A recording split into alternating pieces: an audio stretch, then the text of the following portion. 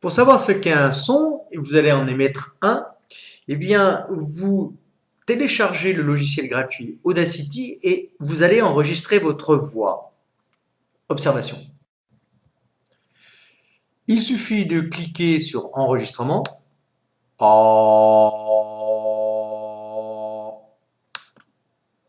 D'arrêter l'enregistrement. Je viens d'émettre un A, le plus grave possible. Je vais agrandir avec la loupe le son que j'ai enregistré et vous pouvez voir que ce son est périodique car ces variations se répètent identiques à elles-mêmes à intervalles de temps grand T.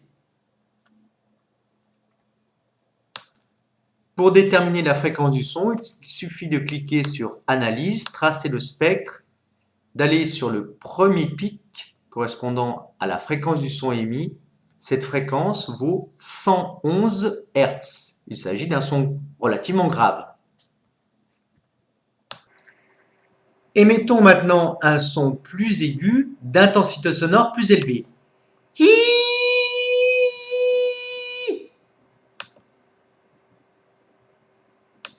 Déterminons la fréquence, on sélectionne une partie du signal, on clique sur Analyse, tracer le spectre, et nous prenons la fréquence logarithmique, 4096 points de mesure,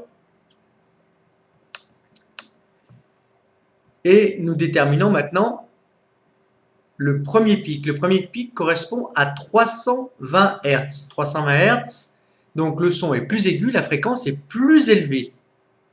Deuxième chose, si nous regardons l'amplitude de ce son par rapport à celui précédent, nous voyons que son amplitude est plus grande parce que l'intensité sonore est plus élevée également. Quelle est la différence entre les sons, les ultrasons et les infrasons? Les sons audibles par l'oreille humaine donc, sont des ondes dont la fréquence est comprise entre 20 Hz et 20 000 Hz. 20 fois par seconde, la couche d'air revient à sa position initiale, par exemple, ou 20 000 fois par seconde, là, dans le cas de la fréquence maximum.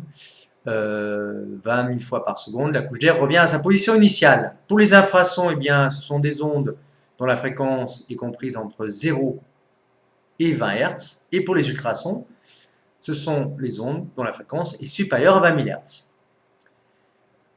Plus l'amplitude de la vibration mécanique est grande, plus l'intensité sonore est importante.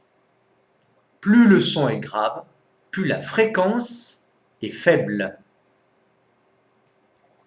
Dernière chose, la source de l'onde sonore se propage dans les 3 dimensions, l'oreille ne perçoit qu'une partie de l'énergie mécanique correspondante.